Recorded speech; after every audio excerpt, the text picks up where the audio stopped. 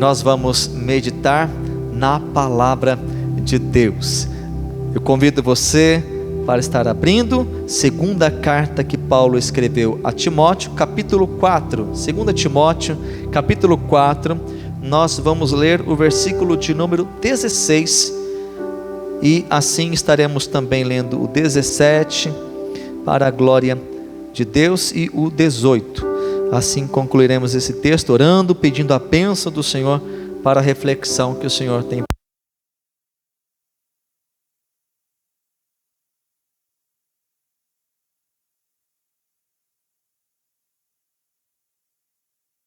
Primeira defesa: antes todos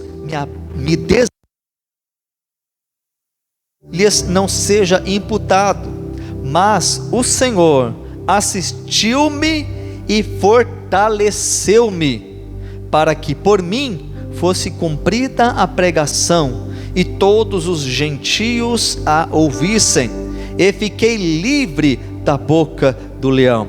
E o Senhor me livrará de toda má obra, e guardar-me-á para o seu reino celestial, a quem seja glória para todos sempre. Amém. Ore junto comigo. Pai, obrigado pela tua palavra, obrigado por esta noite tão maravilhosa, onde aqui já temos louvado, orado, buscado, ó Deus, adorado ao Senhor.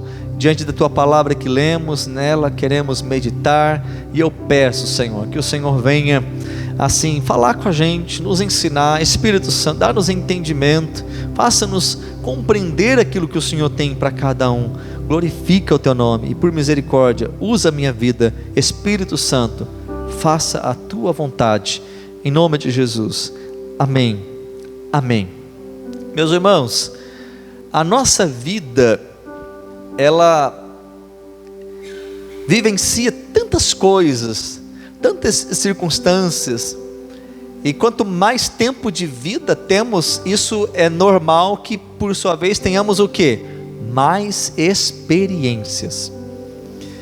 As experiências, elas são fundamentais para as nossas vidas, e quanto mais situações nós enfrentamos, mais experiente nós nos tornamos, porque experiência diz respeito a uma vivência, é como associado então a palavra um experimento.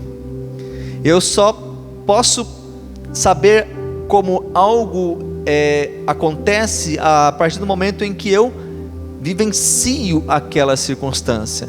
É lógico que eu posso aprender por meio das experiências de outros, mas quando nós relacionamos a nossa caminhada com Deus, existem coisas que só são possíveis quando vivenciadas pessoalmente, não por terceiros, ao ponto de ouvirmos falar. A salvação é uma experiência individual. Eu jamais serei o que é ser salvo em Cristo, a não ser se eu vivenciar a experiência da salvação. Por mais que alguém tente explicar isso da sua experiência de um encontro com Deus, ela será incompreensível para mim, até que eu mesmo também passe por ela. Experiências, isso é uma realidade desde quando nós nascemos. Aliás, a criança no ventre da mãe já está tendo experiências, já está criando, e formando os seus neurônios, aquilo que envolve desde um sentimento transmitido ainda no ventre da mãe. A criança já está ali sentindo se é rejeitada, se é amada, e aquilo traz consequências psicológicas para a sua vida. Experiências. Tem pessoas que passam por situações difíceis na vida, e quanto mais experimentados somos, consequentemente traz para nós a possibilidade de mais maturidade para a nossa vida. E aí eu chamo a sua atenção para um ponto importante de sabermos lidar, e que eu confesso, não é fácil. Eu digo no que diz respeito à frustração, à decepção. Ninguém, queridos, gosta de passar por isso. Ninguém gosta de vivenciar uma frustração, uma decepção. Por quê? Porque isso nos fere, isso nos magoa, isso nos entristece. seja qual for o âmbito, e a grande realidade é quanto maior for a abrangência dessa frustração, mais feridos nós ficamos. E sabe, a grande questão é que nós não poderemos evitar as frustrações da vida, mais cedo ou mais tarde todos nós passamos por ela, ou seja, elas são inevitáveis. E uma vez como nós não temos como evitar as frustrações, nós precisamos aprender a como lidar com as frustrações. E é sobre isso que eu quero refletir com a igreja nesta noite. Como lidar com as frustrações. Por quê? Elas são inevitáveis. Porque frustração não depende necessariamente de você.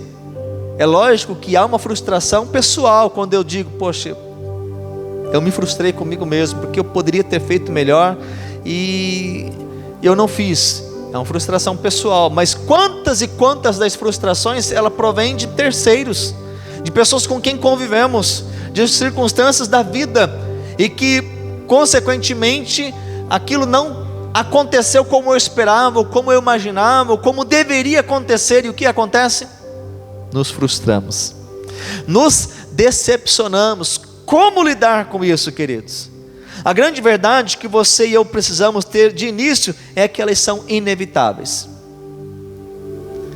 E isso, quando eu digo que elas são inevitáveis, não é porque esse alguém aqui, ali, eu, você, somos pessoas problemáticas. Não somos. Não é esse o caso.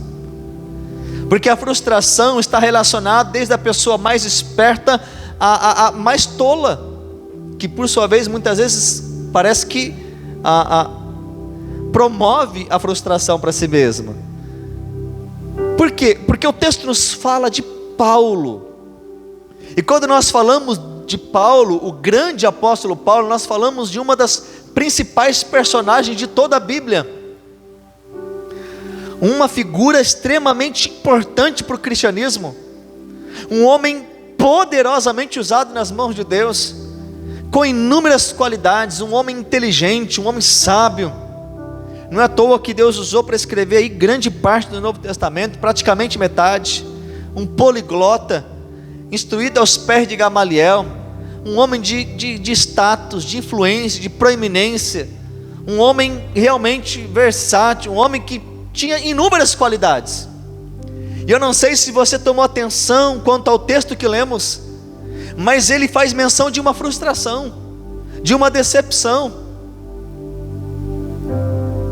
Se Paulo, que era Paulo, com muito mais qualidades do que eu, e acredito do que todos nós aqui, posso estar enganado, mas dada a relevância do seu ministério, penso que com muitas qualidades, não que não tenhamos, mas de fato ele é uma figura que se destaca por suas atitudes, por sua dedicação.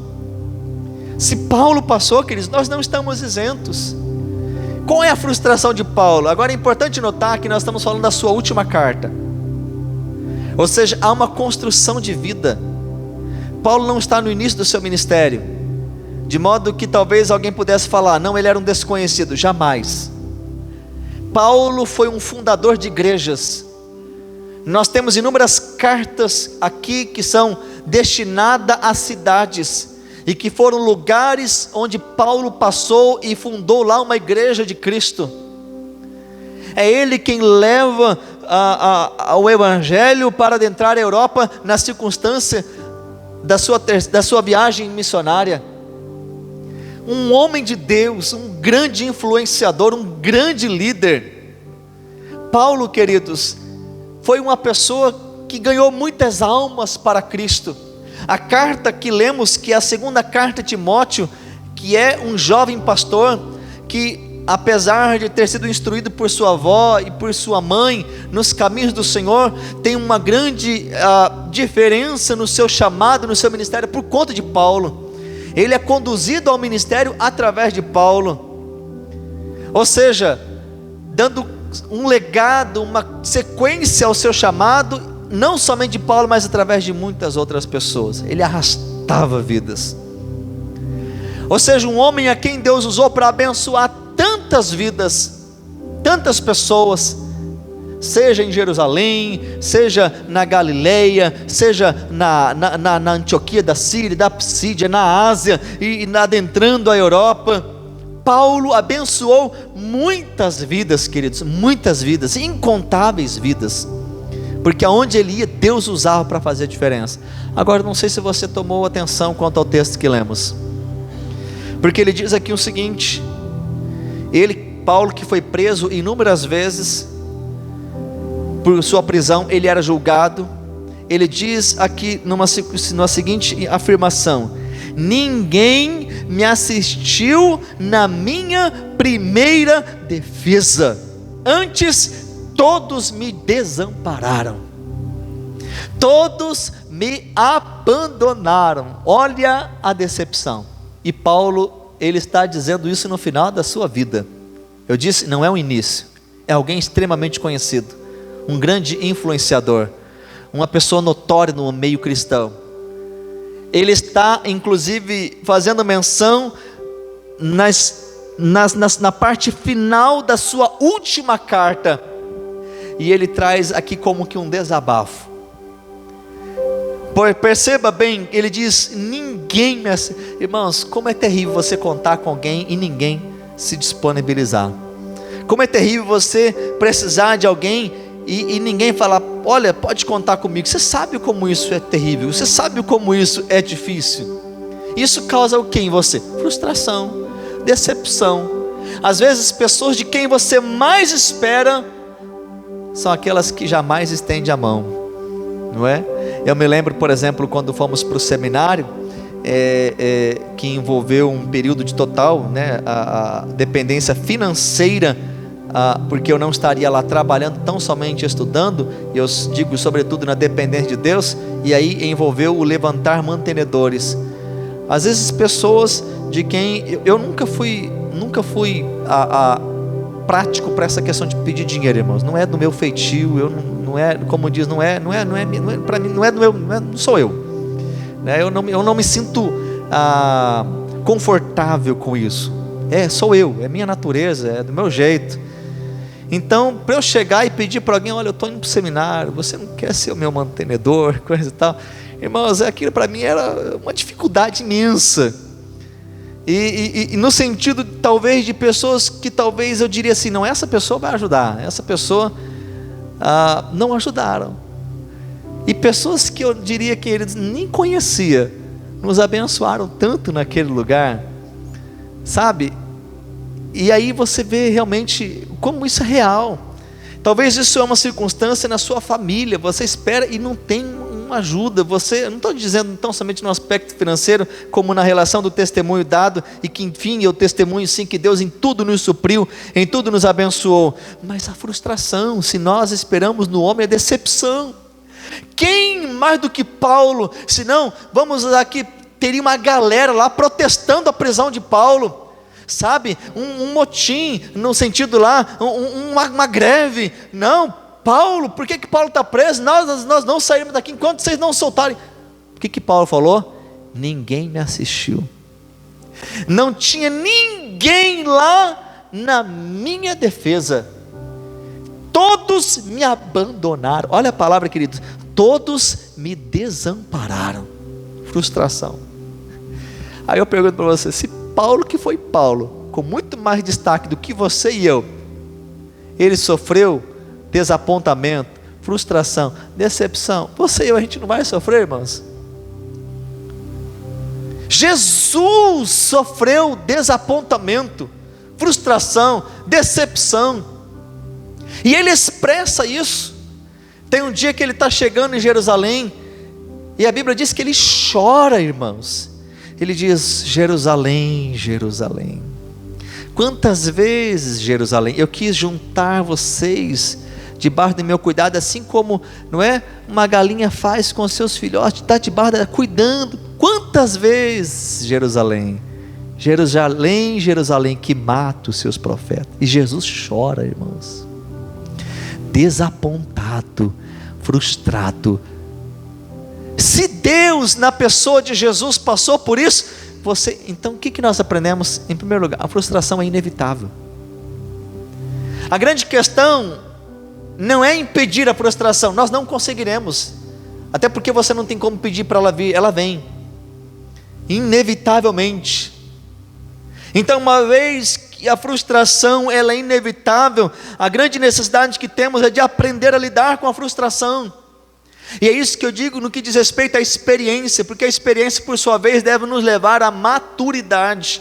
E o que é maturidade, senão um ato de aprender a lidar com as circunstâncias? Maturidade é uma pessoa que sabe como lidar, como se comportar, como responder. Ela criou, seja lá a qualidade, ela criou uma facilidade, técnicas, seja qual for a palavra, em que preparou tal pessoa para aquela situação. Ela é uma pessoa experiente. Deixa que fulano faz porque ele é mais experiente. Ele sabe, com a vivência, apanhou e chegou na perfeição, ou pelo menos numa pessoa perita no que faz. Se você pedir para eu trocar um chuveiro, por exemplo, que talvez queimou o chuveiro, desde uma resistência a trocar um chuveiro para um chuveiro novo, eu sei. Então vou lá, como eu não sou um mestre, eu vou desligar a energia, que os profissionais aí nem desligam a energia, né? Eu desligo para não evitar choque, né? Desligo o disjuntor, ou pelo menos a chave responsável, e vou desconectar, e pronto, e vou tirar, eu vou passar. Irmãos, é um tempão para eu fazer tudo isso, mas eu faço. Hoje inclusive tem uns conectores, é mais fácil, né? Você só conecta lá e aí parafusa lá. Antigamente era mais né, dobrando fio com fio e passar fio. Hoje é fácil, porém para mim demanda tempo. Aí você vê um profissional, um eletricista fazendo, já descasca o fio aqui, coloca ali, é rápido. Como eu disse, ele nem desliga a energia, mas eu falei, você não vai levar choque? Não, é só não tocar nos dois fios. Eu falei, rapaz, eu não confio nisso não, então eu vou lá e desligo. Experiência, maturidade, ele sabe, não que ele não erra, mas porque ele já vivenciou isso muitas vezes. Então, se não há como evitarmos, nós precisamos o quê? Aprender a lidar com as frustrações. O aprendizado das frustrações não vão livrar dos seus acontecimentos, das suas existências, mas vai fazer com que sejamos preparados. E a grande questão é essa, queridos, como reagimos? Porque existem pessoas, talvez diante da inexperiência da vida, pela falta de maturidade, que ela, diante de uma frustração, diante de um desapontamento, ela abandona tudo. Quantos casais, no que diz respeito à vida conjugal, por um desapontamento, queridos, é normal o desapontamento, frustração, desentendimento na vida conjugal. Não há casal perfeito. A gente vai ter o trabalho para casais. Não há. Você pode pegar Josué Gonçalves, né, palestrantes aí de renome, e seja, né, Silmar Coelho e tantos outros nomes que são terapeutas, trabalham, têm formação. Você acha que o casamento deles não tem falha? Por quê? Nós somos. Então a questão não é necessariamente evitar a frustração quando elas vêm, inevitavelmente, é como eu saber lidar. E o grande problema é que muitas pessoas acabam o quê? Se escabelando, usando bem o linguajar do ditado do dia a dia, chutando balde, acaba com tudo, não quer mais saber, eu vou largar, eu não quero mais, eu não estou nem aí, eu não quero nem saber, porque ele não soube corresponder. A frustração é uma ação contra nós, e a realidade da continuidade depende de como nós reagimos ao problema. Você vai sofrer frustração lá no seu trabalho, queridos, e a maneira como nós reagimos, nós podemos colocar tudo a perder, tudo por água abaixo. A maneira como você reage a um problema, a uma frustração, você pode intensificar o problema quando acha que está corrigindo. Há momentos que a melhor resposta é o silêncio. Calma. Lembra quando a esposa de Nabal, ela chega de ter conciliado a situação que Davi vinha para matar toda a família, ela chega e encontra como Nabal estava? Embriagado. Ela calou. No outro dia ela vai conversar com Nabal. Sábia, experiência, maturidade. Porque se ela falasse ali, ela arrumaria uma briga, talvez até apanhasse do marido. Há momento que a resposta, há momento que não é deixar para amanhã, é no ato, é agora. Maturidade. você se frustrou, você se decepcionou, mas dada a circunstância da frustração, você soube o que? Aprendeu a lidar. Então, diante disso, tal como Paulo e consequentemente Jesus e tantos homens e mulheres de Deus, nós precisamos saber lidar com a circunstância. Nós precisamos saber lidar com o problema, e o melhor ato não é abandonar, não é desistir, não é sair negando tudo. O pastor me decepcionou, vou sair da igreja. Este é o ato? O fulano, peraí, calma. Será que não há um caminho menor, com menos prejuízos? Eu não sei qual é a frustração que você enfrentou, quem sabe hoje, ou talvez de uma realidade que vocês tenha graça da parte de Deus, tenha sabedoria em todo o tempo, para que aquela situação que muitas vezes pode ser uma armadilha do diabo para a sua vida, sabe, um laço do inimigo para tentar destruir você, antes que ele envergonhe você e sente na arquibancada para tirar sarro do palco montado e você totalmente destruído, antes tenha a graça de Deus, pela maturidade, pela sabedoria, busque resposta do alto, da parte do Senhor, para que não você, mas o inimigo seja envergonhado, em nome do Senhor Jesus. Calma, procure um diálogo, tenha conversas, tem tantas coisas que podem ser feitas, seja como eu disse, na vida conjugal, na vida profissional, na vida espiritual, na vida com Deus.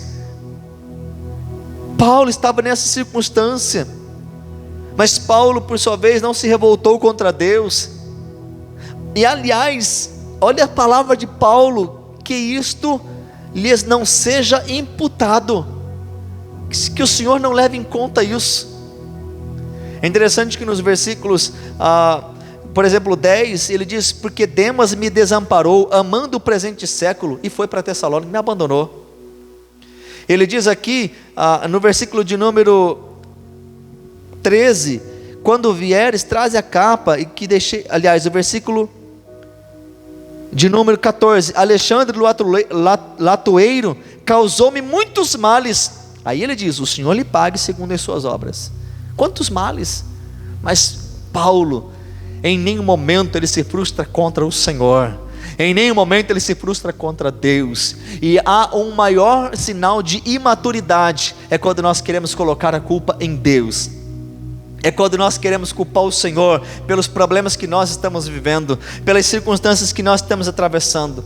O povo, quando saiu do Egito, eles começaram, por que Deus nos tirou? Por que Moisés fez isso, tirou a gente do Egito? Pelo menos lá tinha isso, tinha aquilo. Deus estava levando eles para uma terra prometida, e eles estavam murmurando, querendo voltar para o Egito. Aí Deus falou assim, Moisés, não é contra você, é contra mim que eles murmuram. Pela frustração do momento, eles não entenderam que aquilo fazia parte do cuidado de Deus, do processo, da vontade de Deus na vida deles. Sabe o que nós devemos fazer diante das frustrações da vida? E esse é o melhor e mais importante ato que nós devemos ter, para que possamos suportar os problemas, as frustrações, as decepções da vida. O versículo de número 17, Paulo traz para nós a seguinte verdade, que ele assim vivenciou: mas o Senhor assistiu-me e fortaleceu-me, para que por mim fosse cumprida a pregação e todos os gentios a ouvissem. Fiquei livre da boca do leão, bendito seja o Senhor. O que ele está dizendo? O Senhor esteve. O que é o assistir? O assistir não é alguém que senta e fica olhando a coisa acontecer. O assistir aqui é estar ali, tomando no braço. Eu estou com você, estamos juntos, vamos atravessar, vai dar tudo certo. Deus estava manifestando o seu cuidado para com Paulo. E aí diz o verso, e ele me fortaleceu, diz o texto. Busque força no Senhor. Talvez todos abandonem você, talvez todos frustrem você como Paulo, mas assim também como Paulo, Deus é aquele que fortalece, Deus é aquele que assiste, Deus é aquele que cuida, Deus é aquele que zela. O próprio Cristo diz, eis que estarei convosco todos os dias, até a consumação dos séculos, bendito seja o Senhor. E Paulo diz, para que a vontade de Deus fosse concretizada, a palavra fosse pregada, eu vivesse a obra e a vontade de Deus, e eu fiquei livre da boca do leão. Glória ao nome do Senhor. Porque o diabo ele vem para nos destruir, irmãos, para arrebentar com a gente. E Paulo diz: Deus o assistiu, Deus o guardou, Deus o abençoou. Deus jamais frustra um servo seu. O mundo nos frustra, pessoas nos frustram, tantas coisas nos frustram, mas Deus jamais frustra um servo seu. Deus jamais desampara, Deus jamais abandona, Deus jamais se esquece. Deus é fiel, bendito seja o nome do Senhor.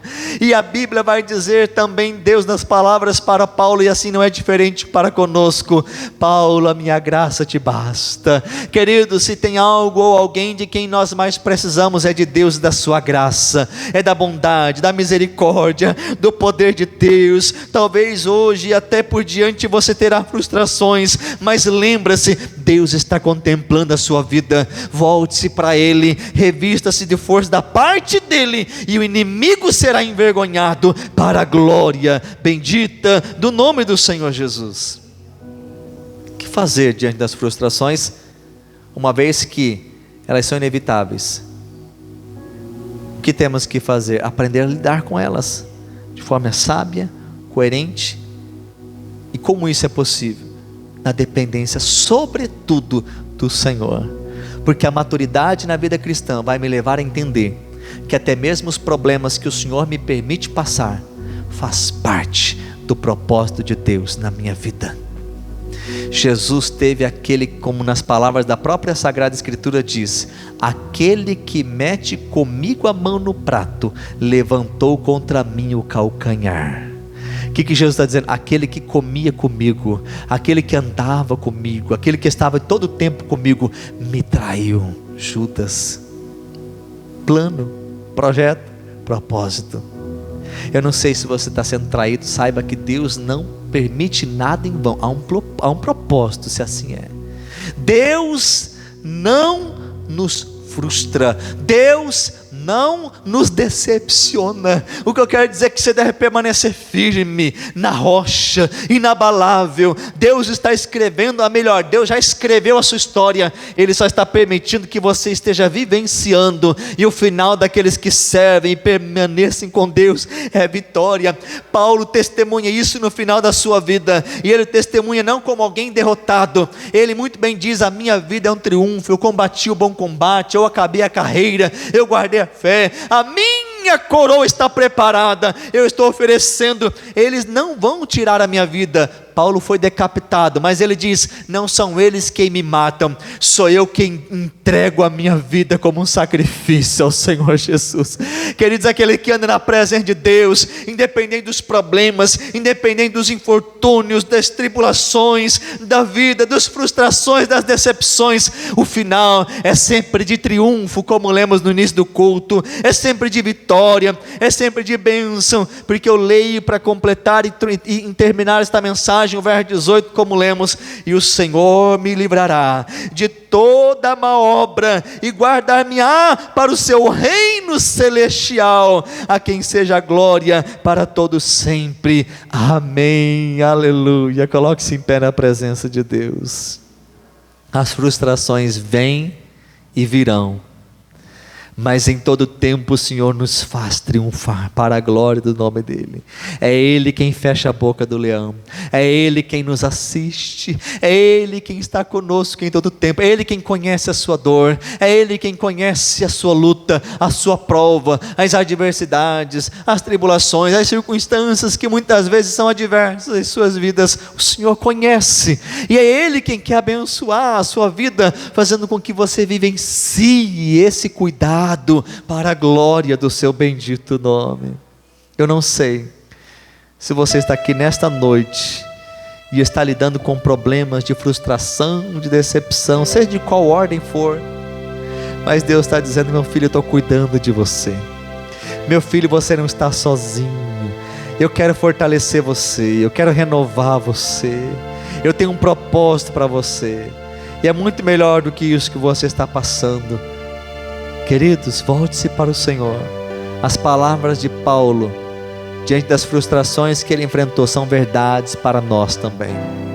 E em todo tempo Deus faz com que venhamos caminhar, não rumo a uma derrota, mas a uma grande vitória da parte de Deus. Feche os seus olhos, eu quero orar com você no nome de Jesus. Pai, ó Deus, obrigado pela tua palavra. Eu sei, ó Deus, que muitas vezes somos invadidos por um sentimento de indignação, de tristeza, de decepção, Pai, mas quando olhamos para o Senhor, tudo isso vai embora. Quando olhamos para a tua bondade, Pai, isso some como uma neblina que é dissipada. Pai, quando nós olhamos para o Senhor, os problemas são são nada. Os problemas, ó Deus, são insignificantes diante da tua grandeza, do teu propósito, do teu plano. Quando nós olhamos para o Senhor, nós podemos olhar e ver que estamos caminhando a passos largos, firmes, sustentados pela tua graça, a uma grande vitória para a tua glória. Pode o mundo nos abandonar, pode o homem nos frustrar, mas o Senhor jamais desampara um justo teu. Então Deus, renova as forças da tua igreja, renova o teu filho, a fé, a força em saber que o Senhor nos faz triunfar para a tua glória, para o teu louvor. Abençoa a tua igreja aqui presente, cada um dos teus filhos, para a honra e a glória do teu santo e bendito nome. Eis-nos aqui, ó Deus, renova as forças do teu filho, faça com que os olhos dele sejam voltados para o Senhor.